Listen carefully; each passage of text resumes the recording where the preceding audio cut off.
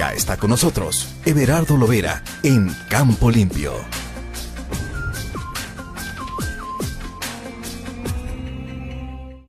Como cada jueves, hacemos contacto vía telefónica hasta la ciudad de Atlacomulco, donde vive, con el ingeniero Everardo Lovera Gómez, a quien me da mucho gusto saludar. ¿Cómo está? Buenas noches. Ya estoy muy bien, don Guillermo. Buenas tardes, noches. Bueno, qué bueno, Listo, me da mucho gusto. listo. Y bueno, el tema de hoy es el glifosato, el fallido proyecto que presentó el magistrado Ricardo Gallardo, así como la Ley General de Alimentación Adecuada y Sostenible. Adelante. Dos muy buenos temas, don Así es. Guillermo. Es buena tarea. Gracias por permitirme ser su reportero. Órale, adelante. Pues sí, fíjese que el 5 de abril, un día después de la reciente entrevista que tuvimos, el 5 de abril, este magistrado propuso allí en el cuarto tribunal colegiado su dictamen, en el que incluía pues una serie de propuestas, estrategias, que le fueron rechazadas por sus compañeros magistrados. Y en esencia lo que él quería es que la SADER, la Semarnat, la Secretaría de Economía, COFEPRIS y el propio CONACYT respondieran un largo cuestionario para ponerlos en entredicho, todas sus investigaciones, su trabajo de muchos años, pero en concreto de 2020 a la fecha, 2021, 22, 23, que habían recibido la encomienda por parte del gobierno federal, por parte del presidente de la República, y entonces ponía en cuestión pues las investigaciones y los resultados y todos los procesos, los protocolos para sustituir al glifosato. Entonces, pues sus colegas lo desenmascararon, aunque ellos usan otro tipo de léxico. Entonces, pues le rechazaron esa propuesta y el 11 de abril, días pasados, se publicó, dice, por una argumentación improcedente y dilatoria. ¿Qué es lo que yo digo, o yo, sin ser abogado, deduzco? Que este magistrado, que estaba, pues,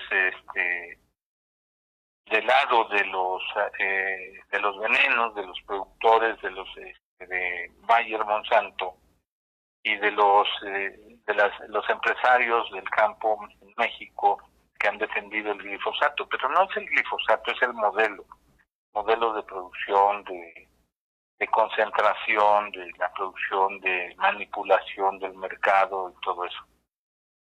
Entonces, le ordenan a este magistrado en esa sesión que ya presente la propuesta de resolución del recurso con base en el contenido de las actuaciones recientes. Es decir, ya ellos opinaron, y eso me parece muy importante, porque este magistrado, Ricardo Gallardo Vera, le estaba dando respuesta a 35 amparos, era el número 35, una cascada de amparos que estos industriales productores de venenos habían interpuesto, habían cabildeado con los diputados, con los senadores, con las diferentes dependencias, y entonces pues lo desenmascararon.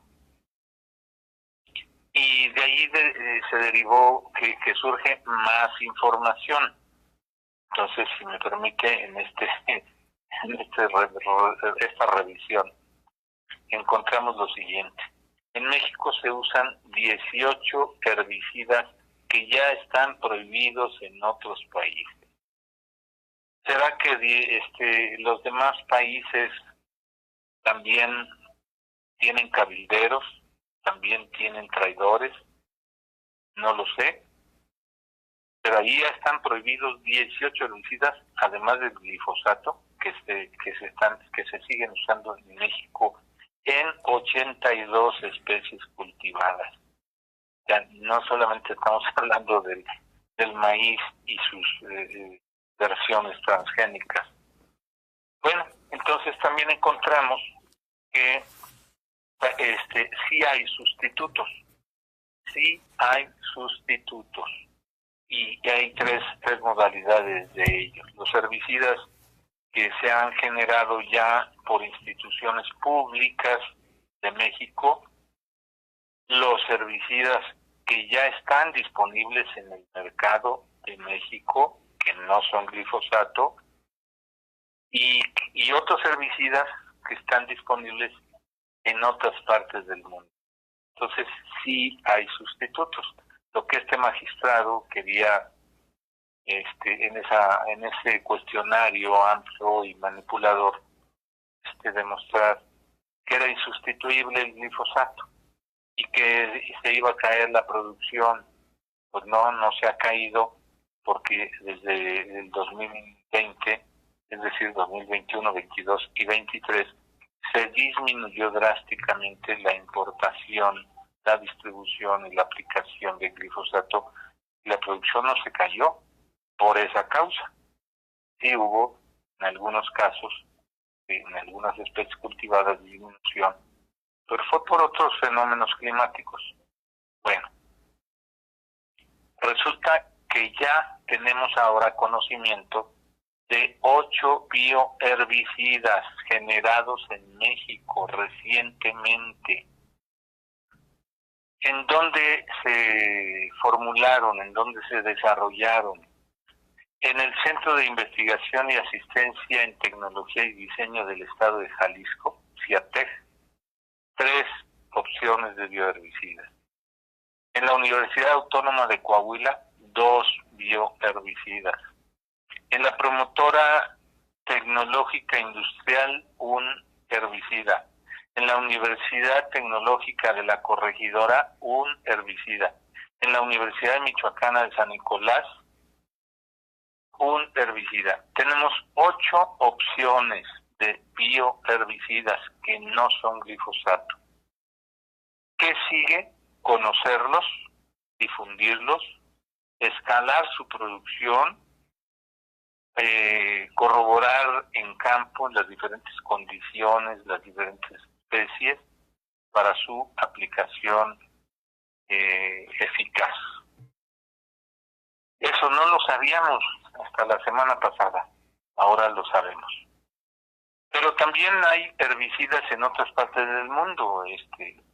Por ejemplo, tenemos la opción de Belching Crop Protection. Esa es una productora de herbicidas que no son glifosato. Bondi Productions y JH Biotech Inc. 3 opciones de otras partes del mundo. Y por último, bioherbicidas que ya se venden en México, que ya estaban en el mercado, aunque nosotros no los conocíamos. Son producidas por Abbott Laboratorios de México, Valent, Bioorganics Mexicana, Agroindustrial Biotex y Megainsumos Alternativos y Ecotecnológicos. 4 opciones de bioherbicidas que ya están en el mercado. ¿Qué tenemos que hacer ahora, don Guillermo? Pues los productores como yo, buscarlos, encontrarlos, probarlos, usarlos, y no depender de una sola opción, que además es engañosa y que pues tiene ya una cauda muy grande de negativos. Entonces, pues ahí, si me permite cambiar de tema, pues esa es una, creo yo, buena, después de la mala del 31 de marzo, de que se ampliaba por tiempo indefinido o sin definir nada respecto al uso del glifosato. Bueno, ya estamos encontrando información, opciones, prácticas aplicables Vamos a ver ahora que los encontremos físicamente y que sean accesibles en precio.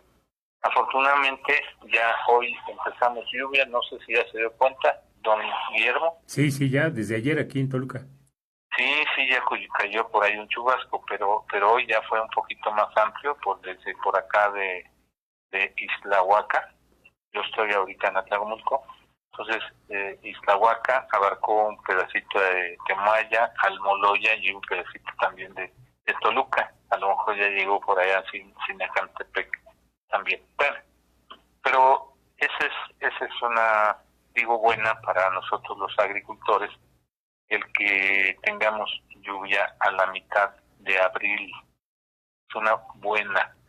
Estaba muy seco, muy caluroso. Esperemos que no se nos vengan las granizadas, pero bueno, si vienen no podemos evitarlas.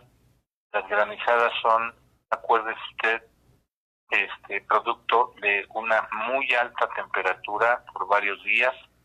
Luego esa alta temperatura logra romper la estratosfera y llega hasta donde está pues la humedad fría, se condensa en forma sólida, pues hace granizo y cae. Y bueno, pues también definitivamente hace más bien que mal, pero pues será bienvenida la lluvia de cualquiera de sus formas, ¿no? Es peor no tener lluvia. ¿Cómo ve, don Guillermo? ¿Cambiamos de tema? Adelante. Bueno, ayer 17 de abril se publicó en el Diario Oficial de la Federación lo que ahora conocemos como Ley General de la Alimentación Adecuada y Sostenible.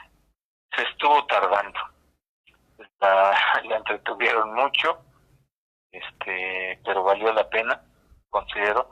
No la he terminado de leer, pero lo que llevo leído me gusta,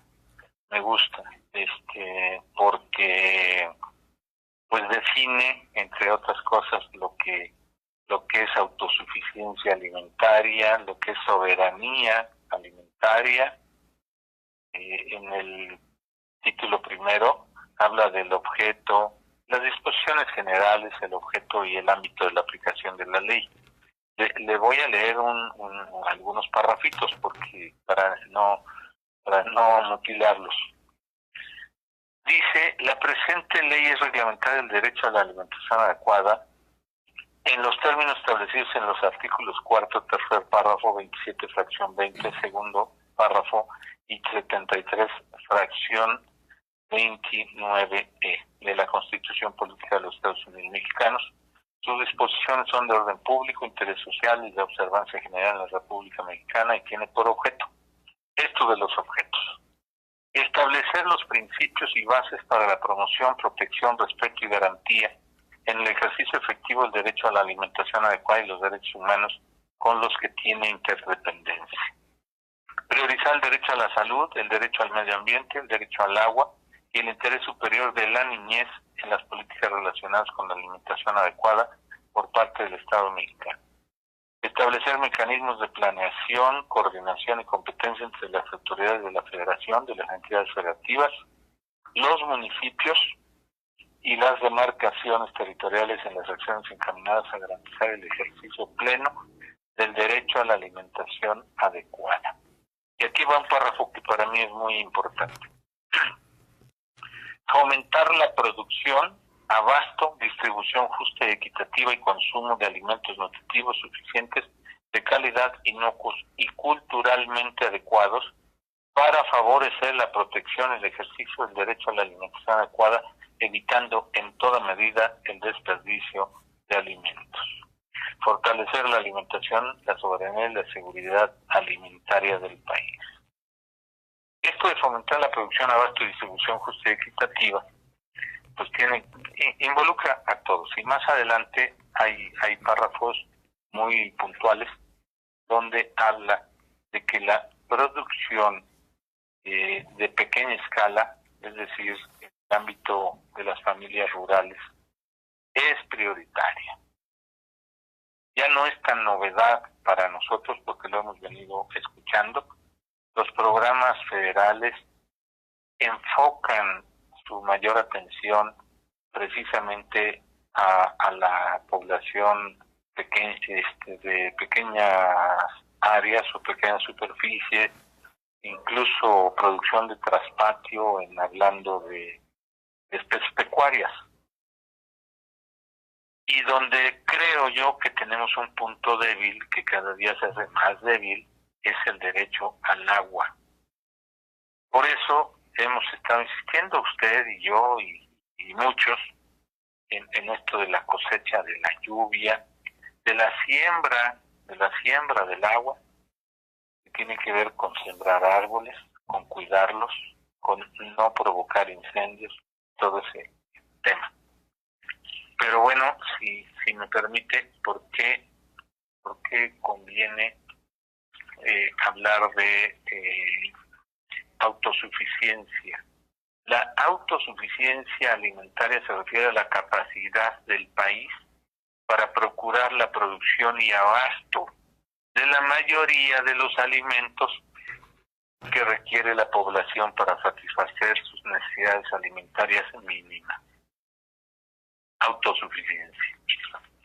Pero cuando se refiere a seguridad alimentaria, en renglón y medio dice, es el abasto oportuno, suficiente e incluyente de alimentos sanos y de calidad aportados a la población.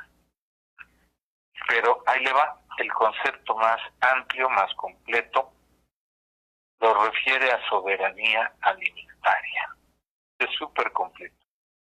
Dice, es la capacidad del pueblo de México para establecer libremente las prioridades del país en materia de producción, abasto y acceso a alimentos adecuados para toda la población, con base en la producción nacional e incluyendo la elección de las técnicas y tecnologías que resulten óptimas para garantizar el bienestar de las personas. En 4 renglones, el tema de la soberanía alimentaria queda súper clarísimo.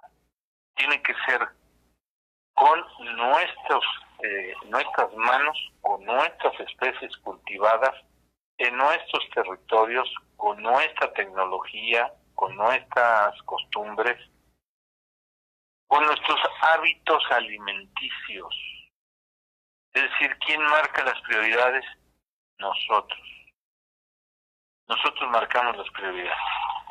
Esto define, aunque no lo dice allí, pero define el modelo.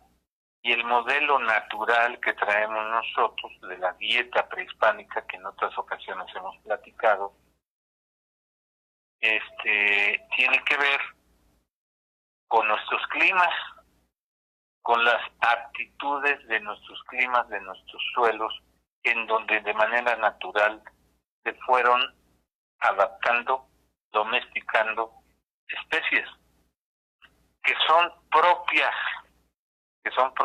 como las cactáceas, los nopales, los magueyes, los quelites de tantas especies que son quelites. Por supuesto, en el centro, nuestro maíz, o podría hablar en plural, nuestros maíces, porque tenemos maíces desde el nivel del mar hasta los casi 4,000 metros. Bueno, estoy exagerando un poco, 3,000 metros. De 3,000 metros sí tenemos maíces. Los cacahuacincles, que son propios de nuestras zonas altas de Toluca, Calimaya, Sinacantepec, los cacahuacincles. El maíz palomero, el palomero, hay varios palomeros en Chihuahua, en Jalisco, pero el palomero toluqueño es el que sirvió de base para que se difundiera en el mundo. El mundo conoce las palomitas de maíz a partir del palomero toluqueño, el maíz reventador, así se le conoce de los taxónomos, maíz reventador. Entonces, don Guillermo, esta ley, estaba yo revisando, se constituye por 9 títulos. Ya mencionaba yo el de las disposiciones generales. El segundo se refiere a la promoción y constitución de los alimentos, consumo de alimentos adecuados. Tercero se refiere al abasto y distribución de los alimentos.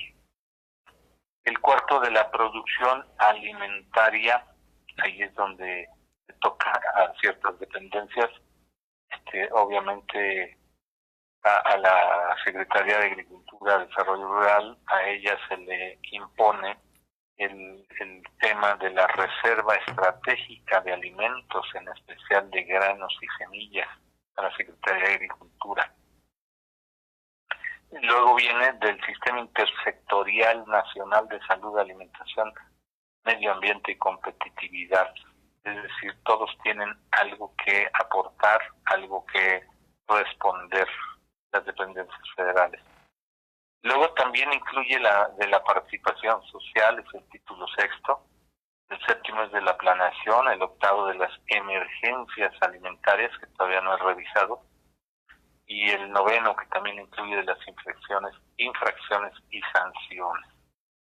Pero me estaba yo deteniendo entre el segundo y el tercero respecto a la alimentación de la niñez, que es prioritaria, empezando por la lactancia, ¿no? Dar todas las facilidades, empezando por la información, las facilidades a las mujeres mamás en su momento de ser mamás lactantes, y tanto las instituciones, las empresas y todo el mundo alinearse para dar prioridad a ese momento tan crucial, tan especial del desarrollo humano. Luego, la primera etapa de la niñez o del desarrollo del ser humano, que tiene que ver con todas las instituciones educativas. No solamente para tocar los temas clásicos, sino informar sobre cómo leer o interpretar las etiquetas, cómo promover la sana alimentación, es decir, no basta que exista el derecho, sino cómo hacerlo saber a las personas pequeñas que tienen escasa información o escaso criterio todavía, hacérselos saber y sentir en esas primeras etapas. E incluso les asigna la responsabilidad de tener los huertos de producción escolares. Yo no sé, en las escuelas que no tienen ya terrenos, tendrán que hacer hidroponía, tendrán que hacer invernaderos o huertos, porque creo yo que vale la pena que los chiquillos sepan consumir, pero sepan producir, cómo se produce. O no que tengan esa responsabilidad de producir, pero cuando menos sí que estén aprendiendo de dónde sale un huevo, ¿no? Por ejemplo, cómo se produce una lechuga, cómo se llega a una calabacita, un jitomate, cómo llega a la mesa.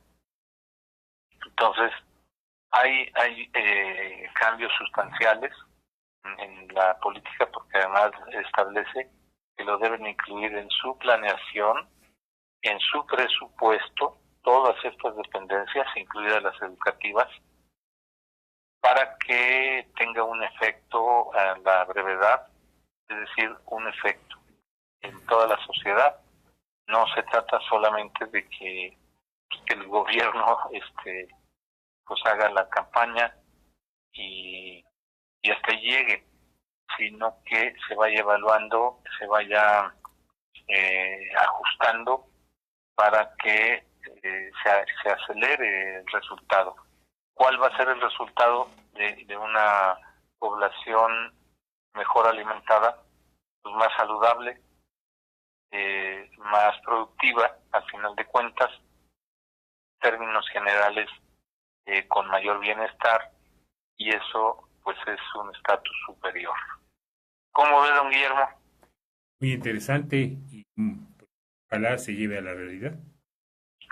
Pues eso va a depender de usted y de mí, porque vamos a estar cuidando, bueno, de todos por supuesto, pero pues estar platicando sobre el tema, insistiendo, criticando también, pues, porque si no hacemos crítica o autocrítica, pues nos complacemos y creemos que ya la hicimos, y no es cierto, ¿no?